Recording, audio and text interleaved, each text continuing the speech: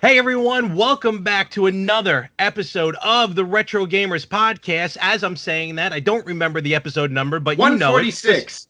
There we go. You clicked on it. Are you sure 146? Yeah, why not? Yes, 145 was the one without me. It was you and somebody else. That's true. Who was I with? I was with somebody. There was some gaming going on. That wasn't last week, was it? No, last week was San Diego Comic-Con special. Oh, it was a special edition. Holy Lord, what's happening? And the week before that was 145, and I was in China. I'm in a multiverse. All right, Larry here. And Anthony here. Well, what's going on, Ant? Well, it's good that one of us knows like where we are with our show. I don't know what's going on. I don't know what's happening. And I'm the one who's traveled like, different continents and alternate universes in San Diego and all kinds of stuff. To be fair, I was out. I walked up to the post office. It's hot right now on Long Island. I may be a little punch drunk. It's just, it's already starting out to be a rough day. Oh, lovely. But it is what it is. So, hey, on a side note, last week I showed you that Final Fantasy VII on NES. Yes. So it is actually in the mail. I'll tell you that now. Thank you very much. I really appreciate that. No problem. I think you're going to love it. I think it's going to be, I know you're going to play it, but definitely you're going to want to display it as well. You're going to like how it looks. No. Not only do I plan on playing it, not only do I plan on displaying it, but I also plan on streaming it. That's one that I'm definitely going to be streaming. There's no question about that. And it's not the whole game. I think it's only like, obviously, because they can't fit the whole game onto an NES cart, even with those graphics. So, but you'll enjoy it. I wanted to get my hands, but it was a little pricey, so I didn't pull the trigger. But they have, granted, it's just a ROM of the Transformers game, the game on the Famicom, that ridiculously Transformers game. So, which I think I may have. I think you've actually got it for me on one of the trips to Japan. I probably did. Someone put it on an NES cartridge. Cool. Same, whoever did the Final Fantasy I'm sending you. Made up the box. The box looks amazing, like a G1 looking box, like the toy. But the NES card itself is like this bright silver, this shiny silver. And I kind of wanted to buy it just to display it because the cart and the box themselves looked awesome. But again, it was a little pricey, so I'm going to hold off on that. Cool. So that's on its way to you. Thank you. And speaking of streaming, I know a lot of people may have said, because you definitely do a lot more streaming than I do, and I just kind of want to let the world know, because we are the best podcast for retro gaming that you can listen to, and the only podcast that will probably feature two 25+ year friendship reminiscing about video games. It may also be the only podcast showcasing people on opposite sides of the coast. Yes, and these are tags that I'm using for the Long Island Retro Gaming Expo for people to listen and to watch. Because I will single-handedly fight any other. No, I won't. I'm kidding. I like all of them, most of them, some of them. No, there are a lot of great podcasts out there. I'm just happy. I feel like we offer something a little bit different because of our friendship, because of how far back we go, and because of our gaming history, together and separately. Agreed, because I will admit, and I don't mean this in a bad way. A lot of podcasts out there, a lot of YouTube. Like to me, they come off as almost too like them being professional. I don't think any of these people worked in the business. They do their research. They present a wonderful product. But to me, me and you, we've never admitted to knowing everything there is about video gaming, which I like. And we're certainly not professionals in this business, the video game business or the podcasting business. But we bring that niche, I think, like you said, to the podcast world.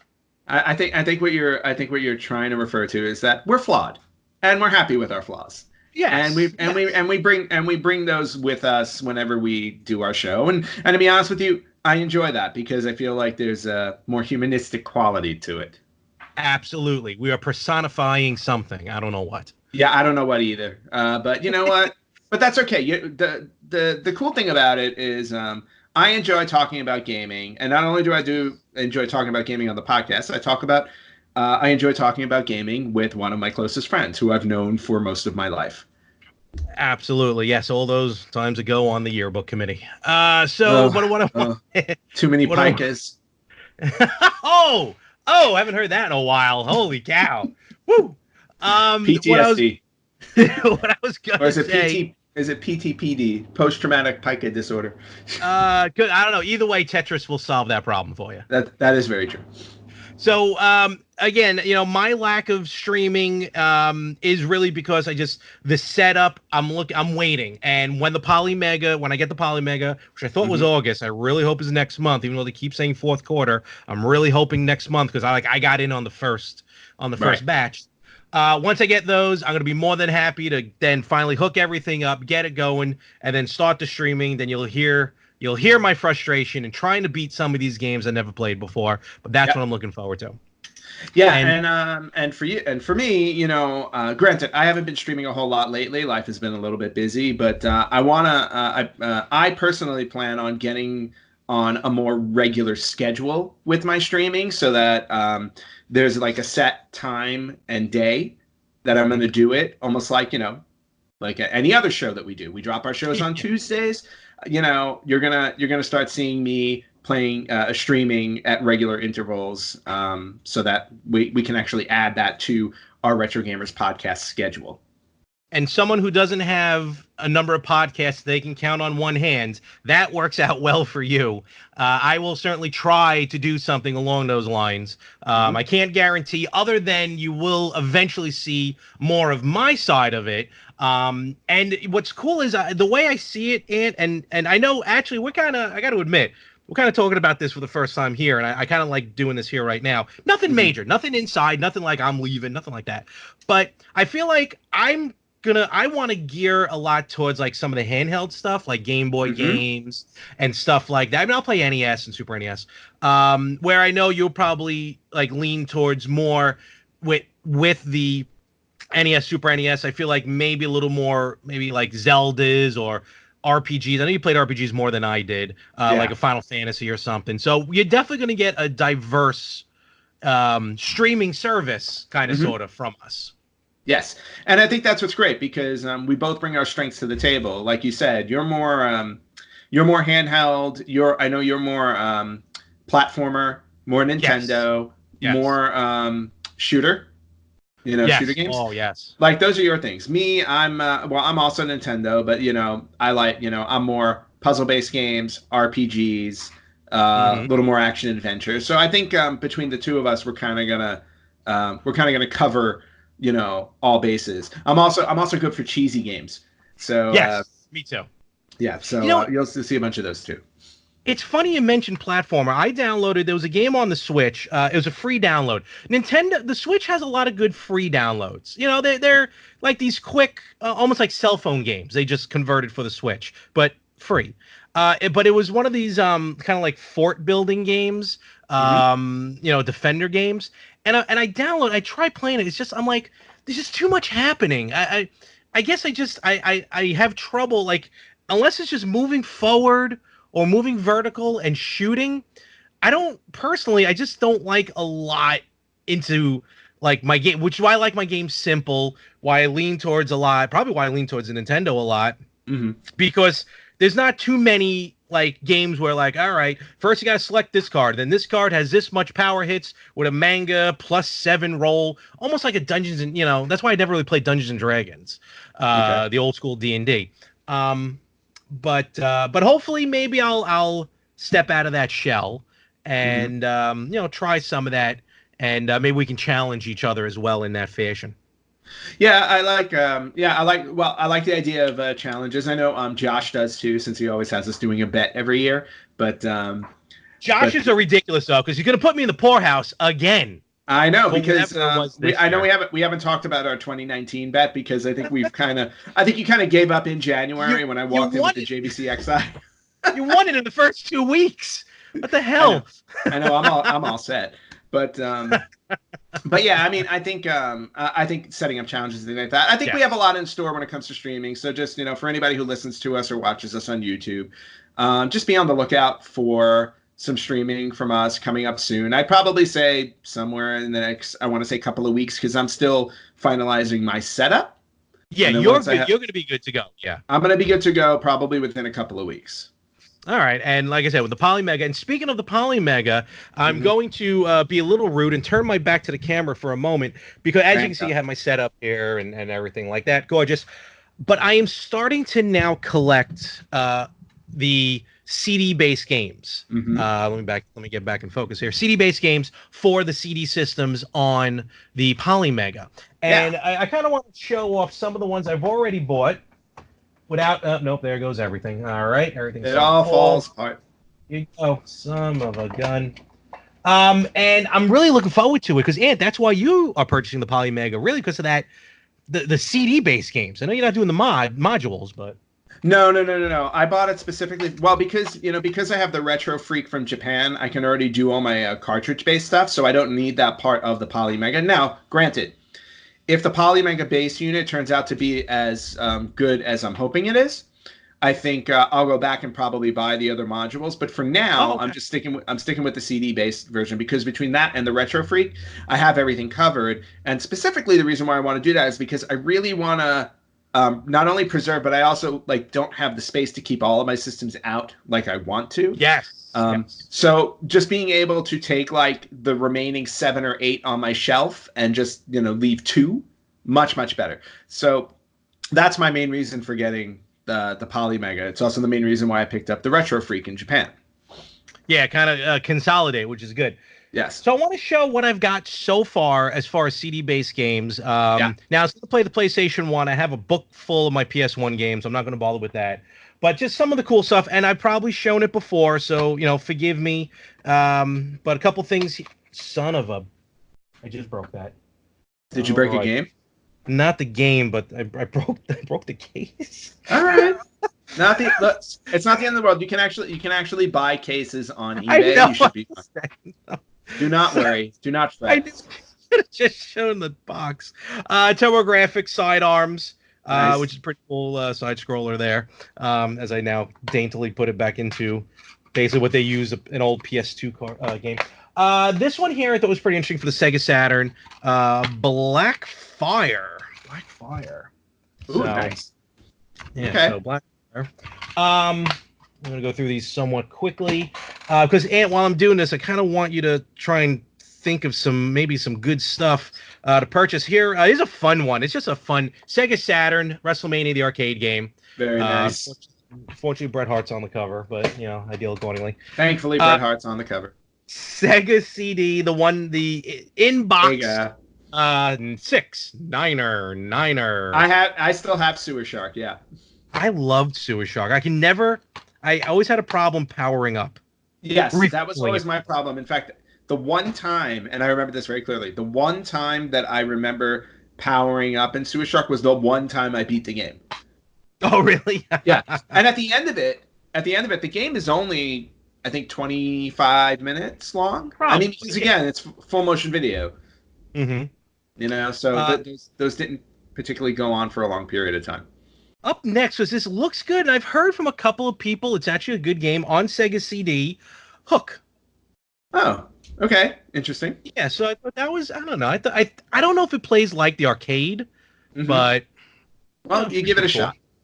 Absolutely. Of course, my piece de resistance, Shining Force 3. Shining Force 3 on Sega Saturn, which I also have with the booklet.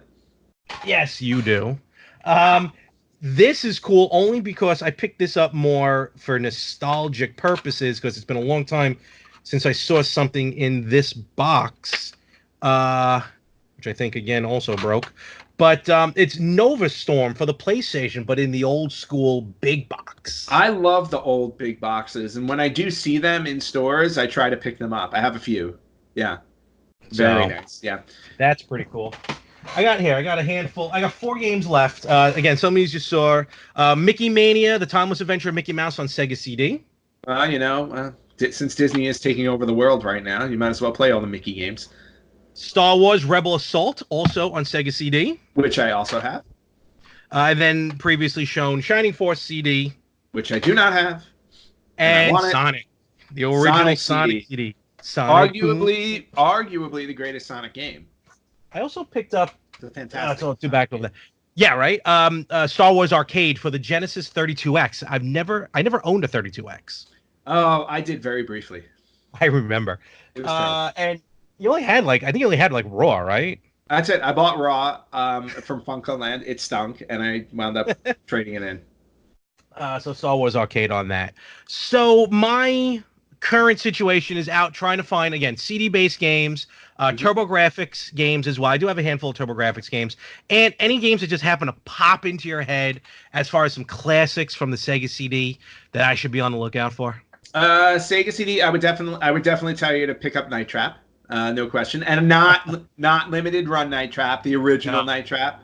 You know, go back and get the original Sega CD version. Okay. Now that I think about it, I am trying. I now have an extra Night Trap for Sega CD.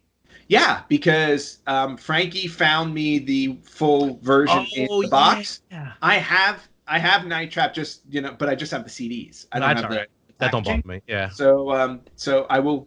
Oh, well, look at that. I didn't send your Comic-Con stuff yet, so I'll throw that in there. Very cool. I feel like I should thank Frankie as well. Yeah, Night Trap was a great Sega CD game. Strangely enough, and I know maybe this is not your necessary cup of tea. Star Wars Chess on Sega CD. No, I want that. Insanely entertaining. Yes, absolutely. I loved playing that, and I forgot the whole title for the game because it was it was something presents Star Wars. The software something. You're right. It was a very long title. It was something presents Star Wars Chess, but let me tell you, that game was ridiculously fun. The little animations inside, and when I want to say it was when Rich was here and we went to Game Dude, they had Star Wars Battle Chess there, and I was going to buy it until I found Shining Force 3 on Sega Saturn, and then I was like, "Oh crap! Here goes all my money over here." Yeah. Were they like the same price without saying the price? No. No. Shining Force was a lot more expensive. Which it should be. Understandable. I just wanted to make sure. So once I dropped the money on Shining Force, I'm like, I can't justify Star Wars Chess. Star Wars Chess, really fun. If you don't mind the full motion video kind of games, like the way Night Trap works and stuff like that, pick up Mighty Morphin Power Rangers for Sega CD.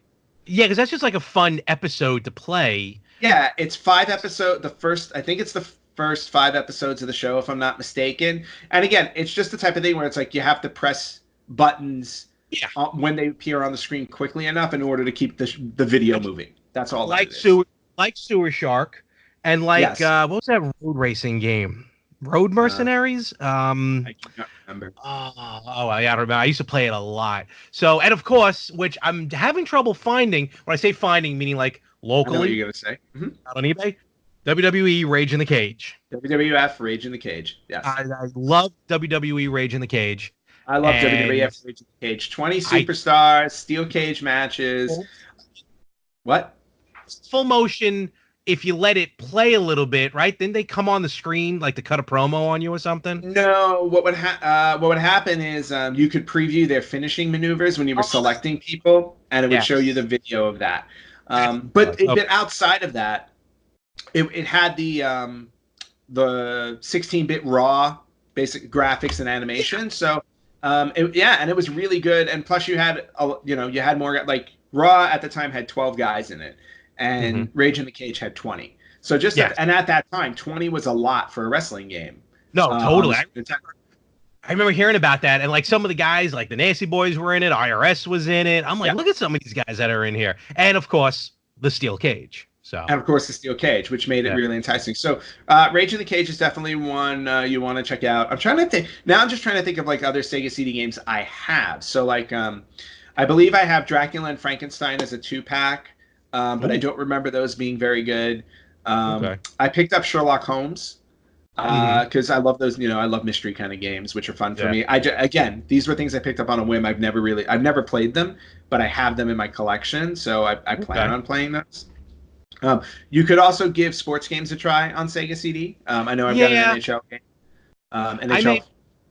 I don't remember which one, but I may do like I'm thinking about not like NBA Jam. I see a lot. I may do that. So, but I may also, and also because I got a good amount of Sega CD games now, I think I may want to start focusing on the Saturn. And of course, anyone listening, anyone watching, if you got some good picks for really Saturn, Sega CD, I don't think Neo Geo CD. I feel like it's just gonna be too expensive. The PlayStation's easy enough; those are readily available. The TurboGrafx CD, which again could be pricey, but a lot of those games are going to end up on the Mini anyway, so we're going to luck out on that. Let me throw this at you. I know I'm kind of jumping around, but let me throw this at you. Well, that's okay. I had told you, like, coming on when we were doing our show today, I said I wanted to do a segment called Random Retro, where we just, I like us when we focus on one topic and go, but I also think we don't give ourselves enough opportunity to really just jump around the retro universe. So I think this is fun. I kind of thought we were going to leave that behind the curtain. That's why I was just trying to be like, let me think. Okay, so no. I was born to break the fourth wall. Okay, so here we are. Random retro. It's random retro this week. That's what we're doing. No. In all seriousness, yes. What the hell was I going to talk about now? Oh yeah. So, all right, with the minis, NES, Super NES, Genesis, TurboGrafx, Commodore 64. Those are the 5 big ones. PlayStation 6, which Commodore I still swear by. 64. Yeah, I said Commodore 64. Did I? Wait, what are we talking about? Anyway, the minis. These mini systems that come out, right? So the games are on there, and the games are worthwhile, like they're good quality, and you technically own it from first party. Right. But would that stop you from still buying the cartridge or the CD if you already own the game on one of these minis that I think you can consider like an original copy, kind of, sort of, because the original company's putting it out? You know what I mean? Yeah. No, I mean, I think if you own the minis, you own the games. You have rights to the games. So in other words, if you were going to do something per se, because how we talk about emulation, and how downloading an emulator is perfectly fine. Downloading the ROMs are illegal. If you own these games on a mini, you purchase them. Therefore, you have the rights to them. Therefore, you have the rights to play them. So I think you're perfectly fine playing a ROM from it as well. That's not at all what I meant, but here's what but that's where I went with it. Okay, fair enough. What I'm saying is would that stop you from still buying the cartridge if you saw it on sale? Oh no, absolutely not. That's what I was curious. That's what I was curious about. No. Because I was gonna say there are a bunch of games on my mini that I have on cartridge. Yeah, and I'm talking to now that probably was also before. You got the cartridges beforehand years ago, but now, when I was in Game On, we were talking, a bunch of us were talking, and we're even when we were talking about the TurboGrafx mini coming out, and I'm like, you know what? Even though I've never owned a TurboGrafx, and I'm still gonna look to get the games, even though I've already have the mini on pre-order, it's still not gonna stop me from wanting to buy the original cartridge or whatever it's called, the card of these games, to get Bonk, to get Alien Crush, stuff that. To still own. So, because I was always worried, which it's going to happen in time, because the same thing happened with brick and mortar bookstores was happening, where eventually, because Stadia, everything's going online with the cloud, where 30 years from now, 50 years from now, probably this whole retro thing is going to go to the wayside, in my opinion. Again, long after we're gone. Well, not 30 years, but or 50. Well, 40, 90. I'm not saying 90. But it's not going to stop me from getting the cartridges still. And I'm I don't think you have anything to worry about, because when I was talking to Game On, because I feel like when the mini systems come out, it almost drives people to be like, you know what? I want that original system. I want those original games. Even though I'm going to pre-order the mini, I still want the original hardware. Mm-hmm. Yeah, and I agree. I mean, there's a reason why I still have 25 systems in my collection. I haven't gotten rid of them. I haven't sold them. If anything, obviously, I've been buying them back and then adding to the collection. I mean, my whole thing is I'm a collector now. With video games, I'm a collector. I'm not a hardcore collector where I'm running out and buying something every day, maybe every other day. But, no, I'm a collector at heart. I would definitely want to keep them no matter how many ways they re-release them. Even when oh, look, there's new stuff about there's new stuff available on PlayStation 4 and Switch that I can download and stuff like that. It's like, it's great. I bought Night Trap for PlayStation 4 off of limited run games. However, I still wanted Night Trap on Sega CD because that was the original. So I'm always going to, and granted, it means I'm going to own multiple copies of the game, but I'm perfectly okay with that because, that's enjoyable to me as a retro gamer, as a retro collector. Okay. I like it. I like it. And yeah, so that's what I got. Well, how about there was something else I wanted to bring up in this segment too, because it made me think back to an NES game. But I've been playing Hollow Knight on the Nintendo Switch. Oh, I meant to ask you that. I was online today and I saw you playing. You were playing Hollow Knight. You're like the third person I heard playing this game. How is it? The game is fantastic. It got me to China and back a couple of weeks ago, which was awesome. Oh, okay. Because when I travel, not only am I on 13-hour flights, but with the time difference, I sleep very, very little. I sleep like 2 or 3 hours a night. So there's lots of time in the hotel room where it's like, yep, it's 1 a.m. I got nothing to do. So pull out the Switch and start playing. Awesome. But I think Hollow Knight to me has been an absolutely stupendous game. I am having a blast with it. I'm also almost done, which is great. Okay. So I'm finishing it. In fact, I was playing it before we started recording because I'm like, oh, I'm so close. So, but this is why I wanted to bring it up, because it's a great platformer game. It runs like Metroid, where you're going, it's a side scroller and you're just going through this whole underground like system and all these different areas and stuff like that. And I kind of like the theme of it. It's really cool. It's got a lot. It's a little bit heavy when you think about the theme, even though it doesn't come across that way. But it basically is a metaphor for dealing with death. That's kind of the base. That's kind of the basis of the story. But you're basically a little bug who's a knight. And you're fighting to free this area that's been kind of taken over. Okay. But it plays, so it's got that Metroid style where you go, you side scroll through different rooms and you go up and down and all over the places.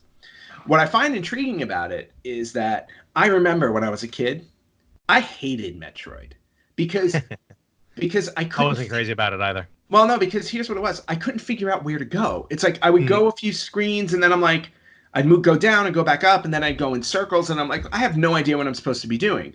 So you weren't one to jot it down on paper, like you weren't making maps. No, I wasn't drawing maps or anything like that. I was just sitting there trying to figure it out. And it had gotten to a point where I'm like, and it was one of the reasons why I struggled with Zelda 2: Adventures in Link. Same reason. Okay. The dungeons were those side scrolls, and for some odd reason, I couldn't wrap my head around figuring out how to get through these areas. And then Metroid was an open world side scroller where you just basically go through everything. Hollow Knight is the same way. Now, I find it interesting that now as an adult, 30 years later since Metroid came out, I'm playing through a game similar to Metroid, but I'm thoroughly enjoying it. Like it's just a blast. I'm having a blast with it. And now it makes me want to go back and play through Metroid. I think that's also what even the new games are doing with us, because wanting to go back, wanting to finally play. Because also you got to admit, as a kid, you probably, maybe not you, I'm not saying you personally, but maybe just you didn't have the attention span. You didn't want to sit there for hours on end. You just kind of wanted to just kind of get through the game. I know that was me. I just kind of wanted to just get through the game, even though I never did. And just kind of put that down. Let's play the next one. Put that down. Play the next one. Kind of even like that today, which kind of stinks. But a lot of games, though, now I'm starting to go back and playing because now I have a little more time. I have much more patience. Yes. And I feel like I can sit through and try and get through these games finally, like Metroid. Or, a Zelda, even the newer Zeldas. I kind of want to go back and play. Yeah, even Castlevania 2. No. Some games are just meant to sit there and rot. Castlevania 2 is one of them. No, it is not. Castlevania 2 is an excellent game, and one day you will appreciate it. I'm gonna try and delete it from the Castlevania collection. Yeah, I think like on your deathbed, it's gonna be like the priest is gonna be giving last rites. And gonna be like, "Do you have any regrets?" Castlevania 2. Just give me one more shot. 5 more minutes, God. 5 more minutes. At which point God's like, yeah, I didn't like that game either. Yeah, I don't. Not everyone. Some people are just too fallible. Yeah. So it's. I think that's the beauty of what we're doing here as well with the podcast. It's bringing us back. Well, A, it's cost us a lot of money, and Yes. B, it's got, this collection I have behind me, I really do want to. I think I am going to try and get through what I can through these games. Yes. Even some of the mods and some of the hacks and everything that I have. So no, those are fun. Those are fun too. I think the mods are good. The hacks are good. Gaming in general, homebrews, they're all fun. I mean, and it's really enjoyable. And yes, it's great to have a collection. It's even greater to say that like I've beaten all of the games in my collection. Now at this point, this is true. At this point, I think it may be impossible. Like I've cleared 500, so I don't think I can safely say that I'm going to get through them all as I continue to buy more. So, well, you had that one guy who beat every NES game ever made. I know. So I mean, documented it somewhere, right? And you know what? There's hope for us, so we can do it. We can get through. We just have to do the work. Totally. And I forgot if I remembered it. I apologize. I would give the group a shout out. But there's one of the groups on Facebook who's kind of doing that, saying, "Hey, look, let's keep track, play games, complete them, keep track." I don't know, maybe something that we'll try and do. We'll definitely keep a tally and we'll keep it on the Facebook page. Yeah, and if I'm not mistaken, I think they're doing NES specifically. Yeah. But yeah, I think it would actually be kind of fun, not necessarily to mimic that, but just to keep track of all games in general that we're beating. Like right now, like I'm on the cusp of beating Hollow Knight. So like I would point out mission accomplished. I beat Hollow Knight. This is great. So one game I'll never beat is Dead by Daylight because it's endless and online. Well, that's different. Yeah. I forgot the rules that he did on games like that are open-ended. One more thing on my end here, just to throw out to you is and it just what were you going to commit to playing Castlevania 2 again? No, not at all. I was going to ask you a question about gaming and beating games or something, but you know what? It's just literally said, you know what? I'm done. I was talking about Hollow Knight, so I don't know. You were, and I lost it. It was something to do with completing games, beating games. Nope, I'm never going to remember. Do I have a track record of them? Do I have a list? Is that what you were wondering? No, it's not. Describing things is not going to help it. Right, that's awesome. me being me. So Larry had a senior moment, so we're just going to forget that, we're just going to forget he even had a question. Mine is terrible. It works terrible. Well, your mind is basically like a broken Atari. It really is. The things I forget. I should be checked, but whatever. Yeah. Well, you should be checked in more ways than one, but that's a whole other story. But I think again, just based on everything we talked about, and everybody who listens and watches, it's like give us a shout out, talk to us. Like, what are some of your summer favorite games on the Sega CD, on the Sega Saturn? Are you excited about the Polymega? Have we done anything to sway you towards it? Hope so. I was going to say, because we talk about it ad nauseum at this point. For like 2 years now. I know, for 2 years. But you know what? I mean, it's getting exciting now. I got, because I got to see it play in person and everything like that. So are you guys excited about the Polymega? If not, what are some of the CD-based games you guys really enjoy? What are current games that you enjoy that remind you of older games? Because, like I said, Hollow Knight to me is like, they got the idea from Metroid originally. And, I remembered. See what happens when you keep talking? Yes, absolutely. Have you ever gotten to a point in a role-playing game, because those specifically, you've gotten very far in the game, but you haven't played it in a very long time, and you're like, forget it, I'm just deleting my save, and I'm starting over? Yeah, I have to do that with Final Fantasy VIII. I got to disc 4. Oh, God. And we were on our ship on the way to the final confrontation, and I stopped. Wow. I just got to a point where I'm like, I'm not really interested in this anymore, and I literally stopped right at the end of the game. I guarantee you, probably another few days of playing, and it would have been done. Now I don't remember the story at all. Exactly. Like, because I want to go back and I want to play Super Paper Mario, which was a great game on the Wii. Fantastic game on the Wii. Yeah. And, but I'm so far into it that I don't remember what's happening. And excuse me, and I haven't played it in for a long time. I'm just going Right. to be like, forget it. I'm just going to delete it and start over. And Breath of I the think that's Wild, a I safe barely bet. scratched the surface. So, that's all I wanted to ask if you ever did that. So I'm going to be doing that a lot. All right. I will not be though. I'll be honest with you. Most of the games that I do start, I finish. Excellent. Well, good for you. Thank you. And like Anthony was saying, hit us up on the Facebook page. Let us know, some of the games that you love, some of the games that you're looking forward to. Give me recommendations, please, because I have this money that is just sitting in my bank account that I need to get rid of, apparently. And let Anthony know if he did persuade you in his little video which is a tremendous video, might I add, our #1 video about the Polymega when he saw it Hmm. hands on, and whoever else was talking on that video.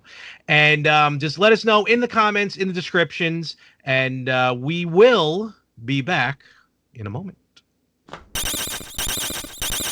All right, folks, coming up, if you are in the tri-state area, especially if you're on Long Island and you're into retro games, August 10th and 11th at the Cradle of Aviation Museum in Garden City, New York, will be the Long Island Retro Gaming Expo 2019. And this year, we have a table.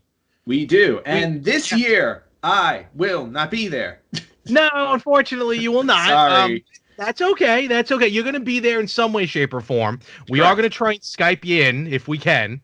Uh, so we'll see. Yes, and I'm actually looking forward to attending digitally. We're gonna prove that that 2019 you can actually have somebody show up somewhere through the magic of the interwebs. I'll walk you around the floor, so it's almost like That way I you're can there. go shopping. Buy that Exactly. for me. Buy that for me. Buy that for me. It's going to be a ball. Buy your tickets now because it is cheaper in advance. With us there, we're going to live stream. At some point, we're going to podcast definitely. Yes. I'm going to have 1 or 2 monitors there. I'm going to have some of the clone systems there. And just to have some fun, if you want to take a break, hopefully our table's in a good spot. If you want to just maybe take a break, maybe test out the games you bought. And if they don't work, go back and demand a refund. That's right. Yeah, no, it would stink to get all the way home to find out the games you purchased aren't working. That's why sometimes I find it a little difficult to buy like from a flea market. But somewhere like this is more reputable because the vendors are reputable. Very true.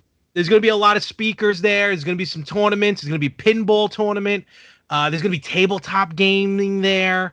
And as always, I want to give a shout out to our friends over at Playable Characters Podcast. They will be there, and I'm going to do my best to try and hook our wagon to them because they were in Forbes magazine. So Ooh, nice. if we can, if we can somehow get a little bit of a rub off of them, that would be tremendous. But they are good people, and they're doing a live show there as well. I don't know who they're interviewing though. Nice. Last year they interviewed Mega Man from the cover of the original Mega Man game. So nice. I'll try and beat some games while we're there. But check it out, liretro.com, August 10th and 11th, Cradle of Aviation, Long Island Retro Gaming Expo. We will see you there. All right, Larry, it's time for some news. I think it's been a few weeks. I would like to say that there's a ton of news out there right now, but retro-wise, there really isn't. There are a few things going on. One bigger one that we didn't really dive into that much, except for the initial announcement of it, and that one is the announcement of the TurboGrafx 16 Mini. We did find out about it. We reported on it, but now there's been more development because now we know the games that are going to be on there. Yes, all 50 games have been announced. I believe it's 24 TurboGrafx 16 games, 26 PC Engine games. Very nice. And what's going to be cool, I think, is the decision that some of the PC Engine games that are Japanese are going to retain the Japanese. Oh wow! Like it's not going to be translated. They're not translating. No. So, and some of them, actually, 5 of the titles. Oh, maybe this is what they meant. 5 of the titles are going to be available in both English and Japanese versions. Maybe that's what they meant. Oh, cool. So, but let's run through it real quick. There's 50 games. I got the list here in front of me, and only one game is going to be exclusive to North America, and one game will be exclusive to Japan. And we're going to get into those right now. Go for it. Why won't it load? There it goes. Okay, so TurboGrafx 16 in no particular order, but it will be in alphabetical. Air Zonk, Alien Crush, Blazing Lasers, Bomberman 93, Bonk's Revenge, which is interesting. Very nice. Not Bonk's Adventure. Kadash. I don't remember that one. Chu Man Fu. I've always loved that title. Mm-hmm. Dungeon Explorer, JJ and Jeff, Lords of Thunder, Military Madness, Moto Rotor, Newtopia 2, New Adventure Island, which I cannot wait to play. I can't wait to play Newtopia. Oh, yeah? Yeah, it's rated one of the best games on the system. Yeah. Sweet. Venture Island is one of the series. I love that series, so that's going to be cool. Ninja Spirit, Parasol Stars, Power Golf, Psychosis, R-Type, Soldier Blade, Space Harrier, Victory Run, and Yee's Book 1 and 2. Nice. So this is TurboGrafx, PC Engine. I don't know if you have the list in front of you. I do not have the list in front of me. I'm just listening so here we go. Here we go. PC Engine, Akumajo, Dracula X, Chino Rondo, Castlevania Rondo of Blood, Aldines, I can't even pronounce half of these. A Pair Gate Ball, I don't even know what these games are. Bomberman 94, Bomberman Panic Bomber, Cho Anika, Ghouls and Ghosts, Dungeon Explorer, Fantasy Zone, Jinja Fuki Desteu Sapphire. That's the best one. Gradius 2, Joseki Necromancer, oh boy, China Warrior, Military Madness, but the PC Engine version, so we are getting a couple of doubles here. Okay. Newtopia 2, oh, I get it, okay. Ninja Gaiden, Bonk's Adventure, there it is. There it is. The North American and European exclusive, Salamander, you may know it here as Life Force. Nice. Snatcher, Star Parodier, Super Darius, Super Momotaro Densteu 2, Superstar Soldier, the exclusive to Japan, Tokimeki Memorial, and Yee's 1 and 2. Nice. Again, some games will be in English on the TurboGrafx 16 side. Their Japanese versions will be the PC Engine side. That's why there were a couple of doubles there. Mm-hmm. But this is a strong lineup. It is, I think, a very... I can't think of a TurboGrafx game that I've heard of that's missing from this. Splatterhouse. Okay, one. No, they just... Splatterhouse, I feel like, was on a collection just recently. No, Splatterhouse was on a collection. It's just not going to be on this collection. Yeah, which is... Well, that's fine. Like, it's not like they haven't released it recently. What collection was it on? I don't know, but it was a third party game. That's probably why it's not showing up here. But even still, for the games that they do have listed, like, again, I heard a lot of the heavy hitters on there, like Bonk's Adventure, Bonk's Revenge, Newtopia, Salamander, like you said, Rondo of Blood. I mean, there are some really heavy hitters on there, and it's definitely just for those games alone. Also, East 1 and 2. Yeah, it's just this is definitely a collection I want to have. No, totally. You know, Tokimeki Memorial, the Japanese exclusive, is a dating simulation video game. Okay, now I definitely need this. So yeah, very cool lineup. It has been announced that a system will be $99.99 US.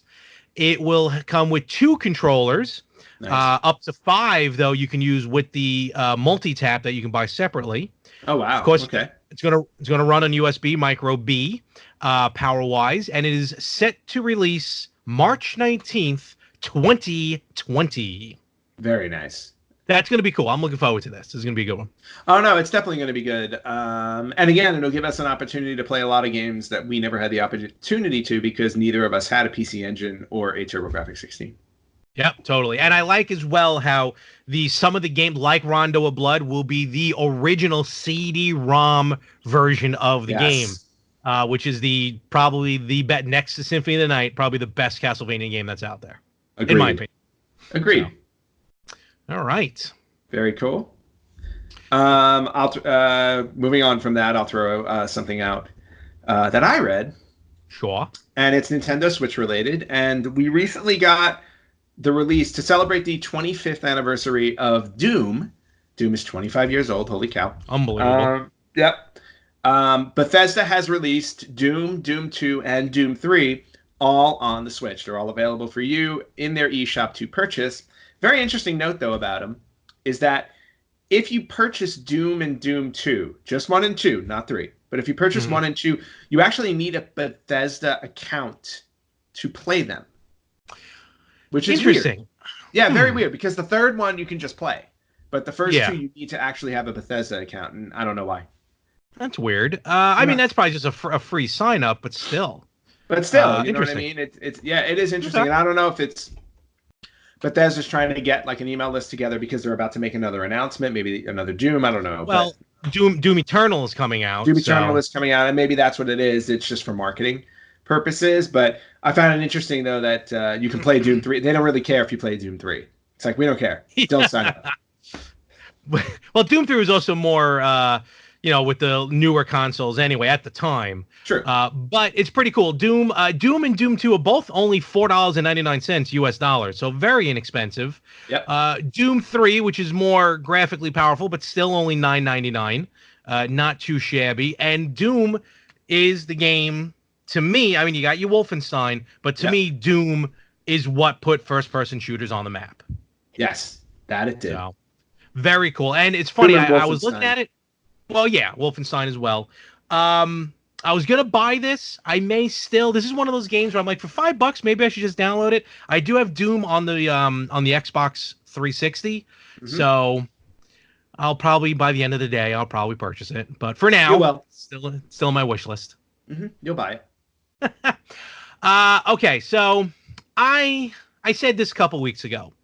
I will give credit where credit is due when I need to. Yes. As much as the views and opinions of Larry Mormon and More 365 are those of only Larry Mormon and not the Retro Gamers podcast or any other podcast on this network, I think Limited Run is a terrible company. With that being said, Anthony does not. I will defend that. Anthony loves Limited Run. Yes, because Anthony got what he ordered. Because he likes to live on the edge. But Limited Run is, again, doing amazing things with their deal with the devil, and they were able to secure the Star Wars rights to some of the old games. We talked about previously the original Star Wars games that they released on NES and Game Boy in the blister packs like the toys were. Yep. So and of course, if you didn't have the 34 seconds that they were available to pre-order, because that's what Limited Run does, then you're going to be SOL. Be that as it may, they are putting out now the next wave of Star Wars games. I know they also did Bounty Hunter as well, but these blister packs are with the original NES and Game Boy games. They're putting out the new set now, The Empire Strikes Back. Yes. So I got to admit, what they're putting together is very cool. We got both the NES cart and the Game Boy cart are red. Almost like not a blood red, but just like a deep red. They come. I don't know if these come in a blister pack like the other ones did, but they're going to come with a commemorative coin, individually numbered certificate of authenticity, posters, pins like replica pins, art cards.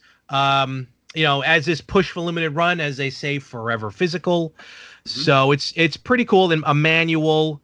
Does it come in a thing? No, again, I can't confirm. Well, no, I mean, for Empire Strikes Back, the game should come in carbonite, actually.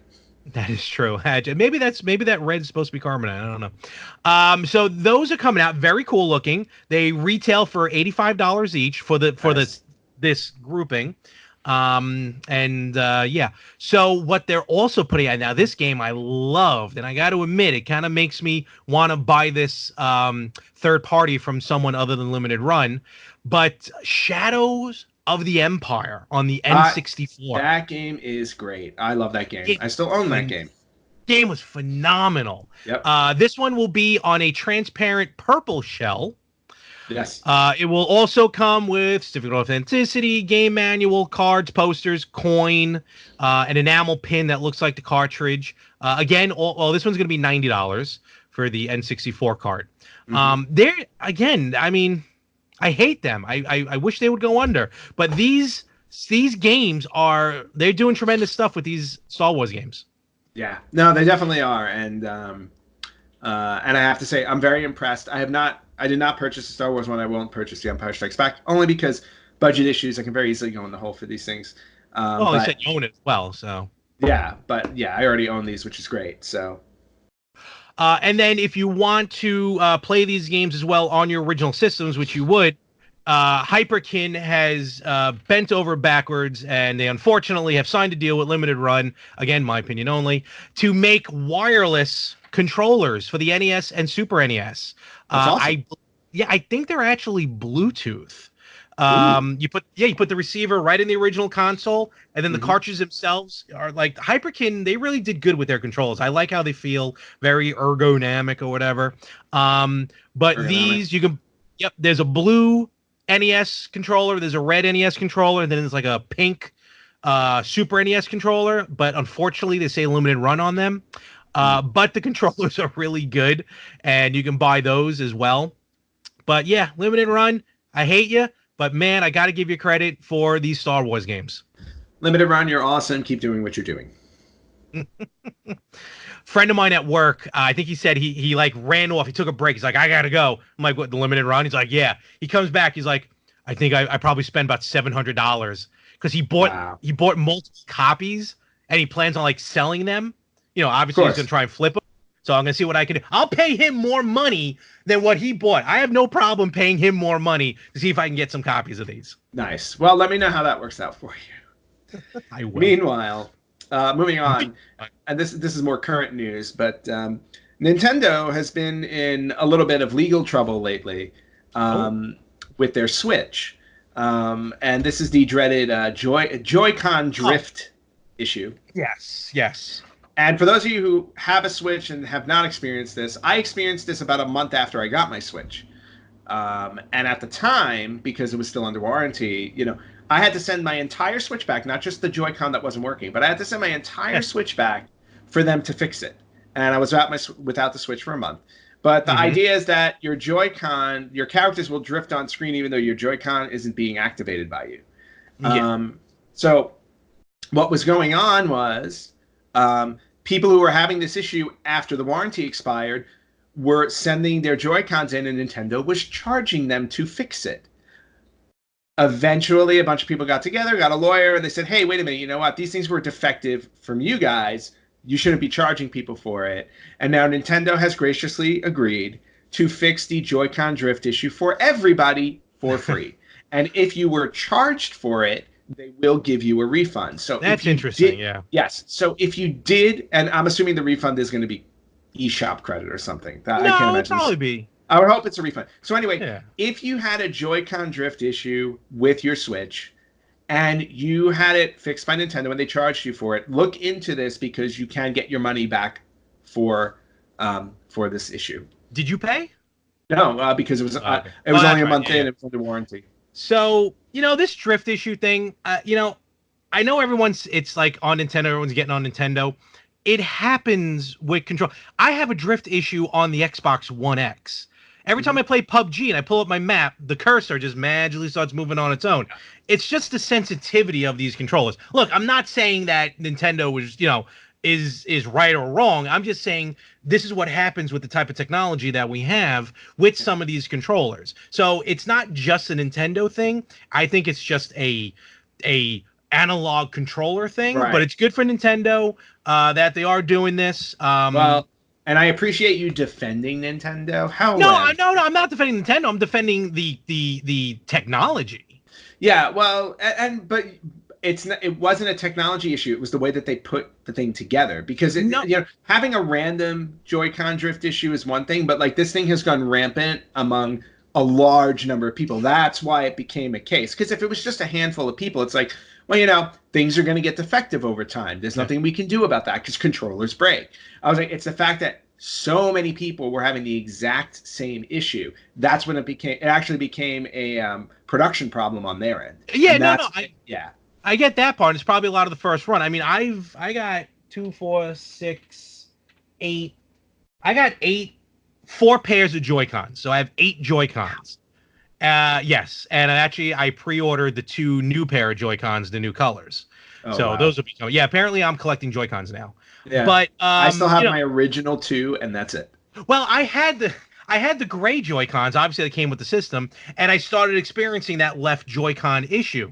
Mm-hmm. Which instead of just sending it back to Nintendo, I just spent another $80 and just bought a brand new pair because I didn't want to wait.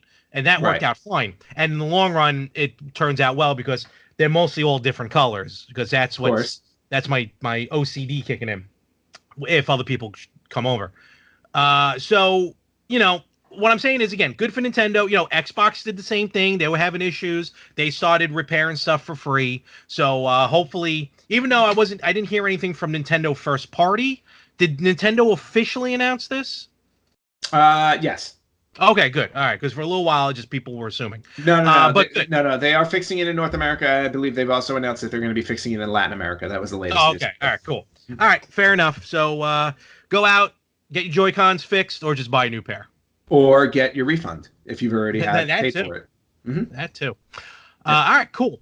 So let's go back to TurboGrafx just for a moment, because for those of you who have purchased or will be purchasing the TurboGrafx module for the Poly Mega, it's actually going to come preloaded with 5 games. Nice. Which I think is pretty cool. Yeah. So actually, it's almost like 5, 6, 7, almost like 8 games because some of them are both North American and Japanese versions. Okay. So what do we got? So we got, and a lot of these are on the mini anyway. Moto Rotor, Moto Rotor 2, Double Dungeons, Shockmaster, and Dragon Egg. Nice. Now I've never played Dragon Egg. I've never played Moto Rotor 2. I have played Moto Rotor, Double Dungeons, and Shockmaster. Shockmaster. Okay. I knew it. I knew I was going to say that. Shockman.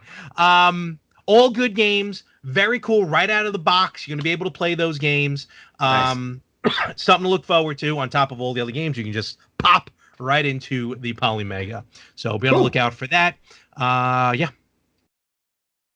I was gonna say, I think that's all the news I had. I'm just flipping through my stuff. I was gonna say, I didn't have a lot of news. I mean, the only other thing I can tell you, recent news also is that Fire Emblem, the new Fire Emblem game, dropped on the Switch last week. So if you are a Fire Emblem fan, Fire Emblem Three Houses is now available.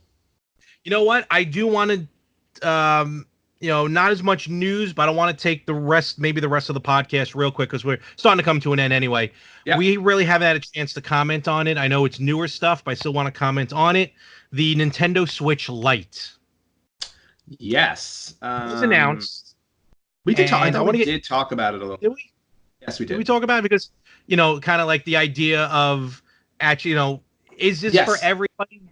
You went on a bit of a mini rant, I believe, on an episode a few weeks ago when it was first announced, about how people are kind of attacking it and everything like that. And our arguments were actually the same, where it's like it's catering to a specific audience. It's catering to a specific handheld audience. I actually had a conversation with a friend of mine who's like, "Yeah, I'm gonna wait for the Switch Lite to come out because it's cheaper." And I told him, I said, "Yeah." I go, "Do you understand? You're not going to be able to hook it up to your TV. You can only play in handheld." His response was, he's like, "I have no problem with that because I love playing my games handheld too." So it's just one of those things.